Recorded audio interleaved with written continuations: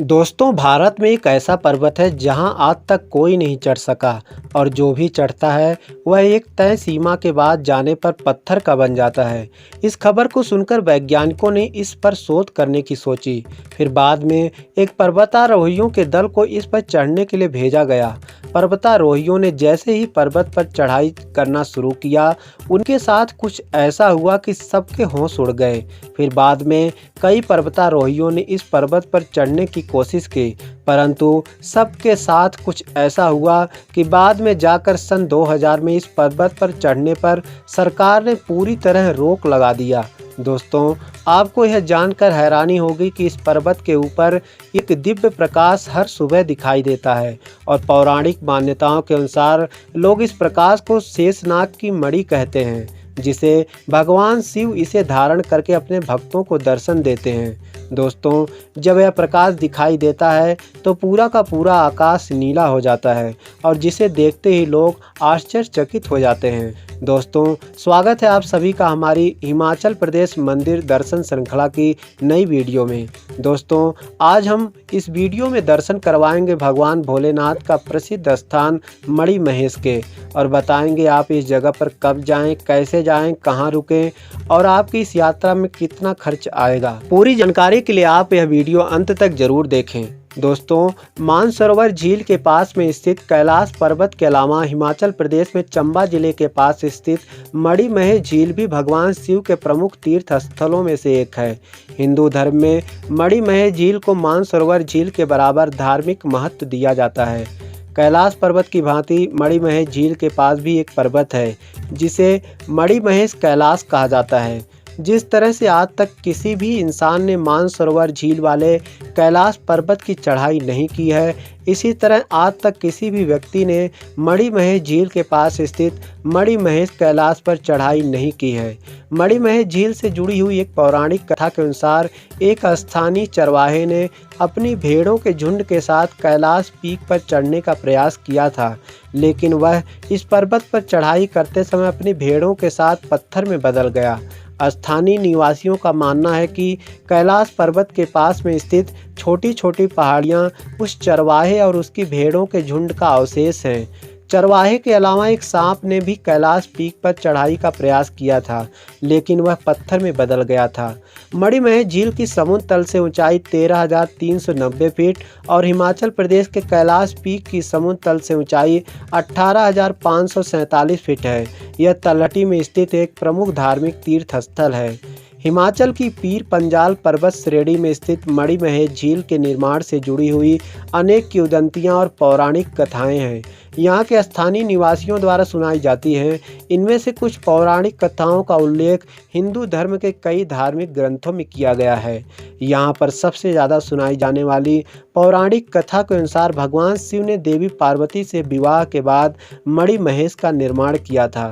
मणिमहेश को ब्रह्मांड के तीनों स्वामी अर्थात ब्रह्मा, विष्णु और महेश का निवास स्थान भी माना जाता है।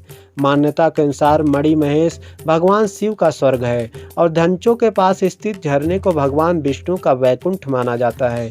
भरमौर के पास स्थित एक टीले को ब्रह्मा जी का स्वर्ग कहा जाता है। प्रतिवर्ष हिंदू कैलेंडर के अनुसार भाद्रपद के महीने अगस्त से सितंबर का महीने में अमावस्या के 8वें दिन मणिमहेश झील पर एक बहुत ही विशाल मेले का आयोजन किया जाता है और मेले के अंतिम दिन जन्माष्टमी वाले दिन इस मेले का समापन किया जाता है। लगातार 7 दिनों तक चलने वाले इस मेले को मणिमहेश यात्रा भी कहा जाता है।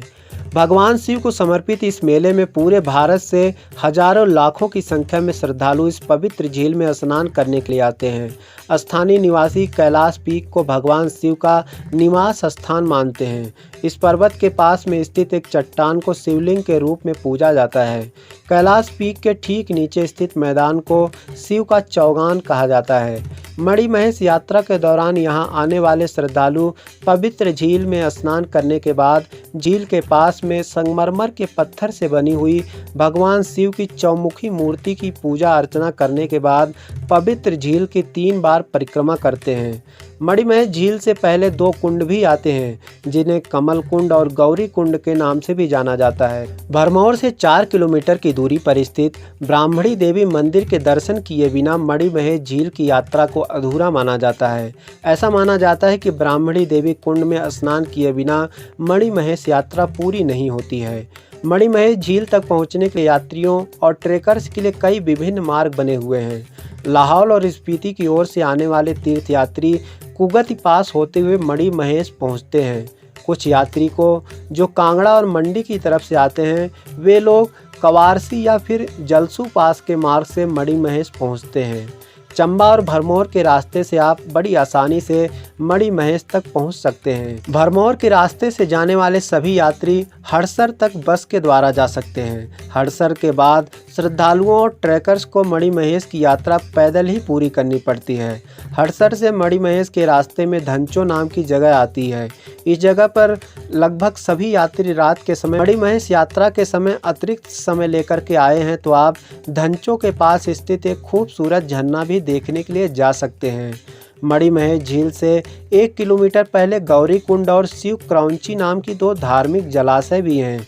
इन दोनों जलाशयों से जुड़ी हुई पौराणिक मान्यता के अनुसार भगवान शिव और माता पार्वती जी ने बारी बारी इन दोनों जलाशयों में स्नान किया था। मणिमहेश की यात्रा करने वाली महिला यात्री सबसे पहले गौरी कुंड में स्नान करती है और पुरुष यात्री शिव क्रौंची जलाशय में स्नान करके अपनी यात्रा प्रारंभ करते हैं। मणिमहेश झील आप ट्रैकिंग करके भी जा सकते हैं। पहला रास्ता हड़सर और धंचो होकर के जाता है और दूसरा रास्ता होली गांव से होते हुए जाता है। पहले रास्ते से अधिकांश यात्री और श्रद्धालु जाना पसंद करते हैं, क्योंकि पहला रास्ता मणिमहेश पहुंचने का सबसे आसान रास्ता माना जाता है। इस रास्ते पर यात्रियों श्रद्धालुओं के लिए सभी प्रकार की सुविधाएं उपलब्ध रहती हैं। दूसरे रास्ते से अधिकांश ट्रैकर्स और रोमांच पसंद करने वाले लोग जाना पसंद करते हैं। दूसरे रास्ते से मणिमहेश तक पहुंचने तक किसी भी तरह की कोई भी सुविधा उपलब्ध नहीं है। आप जब दूसरे रास्ते से मणिमहेश पहुंचते हैं, आपको ऊंचाई से मणिमहेश झील के बहुत सुंदर दृश्य दिखाई देते हैं। दोस्तों, अब हड़सर वाले रास्ते से आप कैसे मणिमहेश जा सकते हैं, इस पर विस्तार से जानेंगे।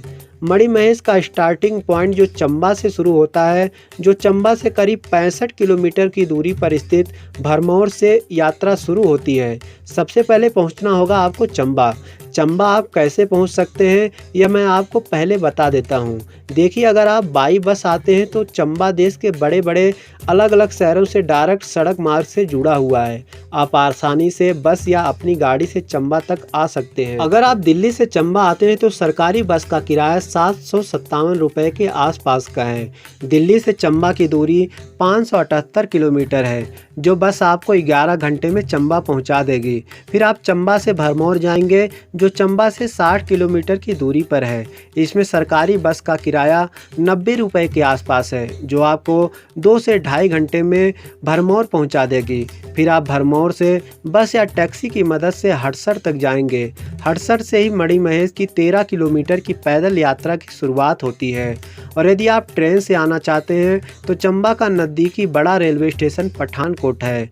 अगर आप दिल्ली से पठानकोट ट्रेन से आना चाहते हैं तो स्लीपर सीट का किराया 295 रुपये है। आप पठानकोट से चंबा बस या टैक्सी के द्वारा जा सकते हैं, जो पठानकोट से 102 किलोमीटर की दूरी पर पड़ता है और सरकारी बस का किराया 250 रुपये के आसपास का है। और अगर आप फ्लाइट से आना चाहते हैं तो चंबा का नज़दीकी एयरपोर्ट कांगड़ा एयरपोर्ट है, जिसकी दूरी 116 किलोमीटर है, जो आप टैक्सी या बस के द्वारा आ सकते हैं। दोस्तों, आप भरमौर आकर यहाँ प्रसिद्ध 84 देवी टेम्पल जरूर दर्शन करने जाएं और साथ ही भरमार देवी टेम्पल भी जाएं। कहते हैं कि भरमार देवी मंदिर का दर्शन करने के बाद ही मणिमहेश की यात्रा शुरू करनी चाहिए। भरमौर में एक रात रुक करके आप हड़सर जाएं, जो 12 किलोमीटर की दूरी पर है। फिर 13 किलोमीटर की पैदल यात्रा की शुरुआत करें। हड़सर के बाद 6 किलोमीटर की पैदल यात्रा करने के बाद पहला पड़ाव आता है धंचो। फिर 7 किलोमीटर की दूरी पर मणिमहेश झील के दर्शन होंगे। दोस्तों, अब बात कर लेते हैं खाने पीने की। तो आप हड़सर से पैदल यात्रा शुरू करेंगे तो पूरे 13 किलोमीटर की ट्रैक पर कई जगह आपको फ्री में लंगर की सुविधा मिलेगी।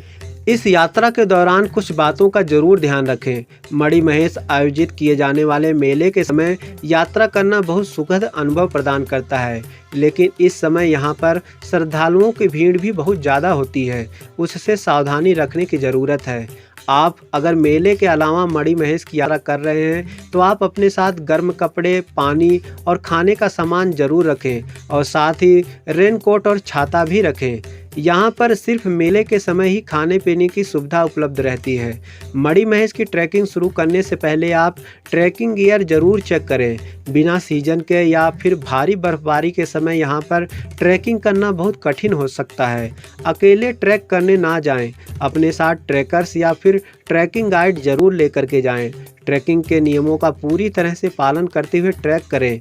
अपने साथ लाए हुए इलेक्ट्रॉनिक सामान, मोबाइल, गिम्बल, कैमरा, ड्रोन आदि को पूरी तरह चार्ज करके ही ले जाएं।